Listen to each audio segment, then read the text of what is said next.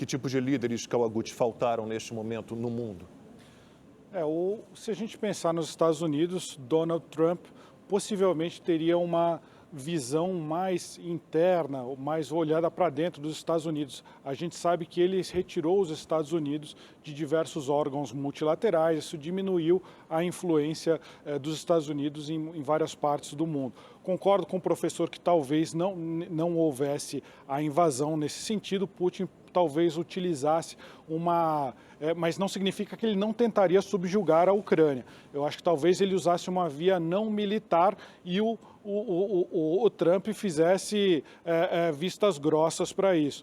Mas a gente tem que ver também sobre uma outra perspectiva. Eu acho que existe um grande debate dos russos e dos americanos tentando influenciar a opinião da gente, que é o chamado Sul Global. E aí como que a gente vê essa guerra? Eu acho que quando a gente olha para os Estados Unidos, a gente vê guerras completamente erradas que eles entraram, como, por exemplo, a guerra do Iraque, que falavam que tinha armas de destruição em massa.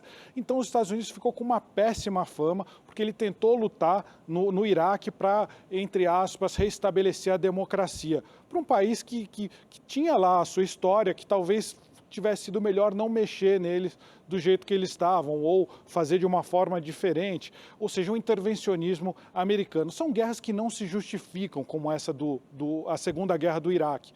Só que essa guerra que a gente está vendo agora, na Ucrânia, o Ocidente está ajudando a Ucrânia, está ajudando um país democrático que quer continuar democrático.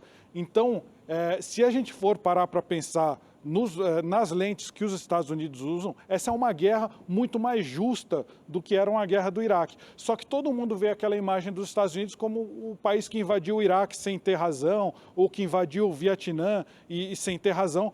Mas eu volto a lembrar do raciocínio da Tchecoslováquia pré-Segunda Guerra Mundial. É um país democrático que está sendo invadido por um país autocrático. Talvez essa guerra fosse legítima e todo mundo interpreta como uma fraqueza dos Estados Unidos ou os Estados Unidos como aquele grande vilão.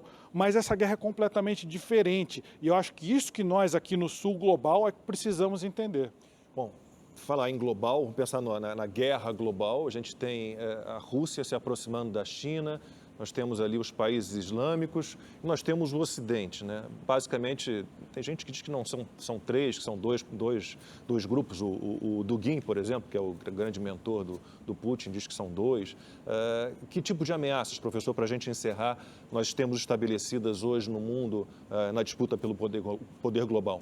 Para mim, a maior é a aliança da Rússia com a China, né? Então, para muitas pessoas, essa aliança existiu no passado, porque os dois tinham governos comunistas, mas mesmo durante aquele período, os atritos entre a União Soviética da época e a China eram muitos.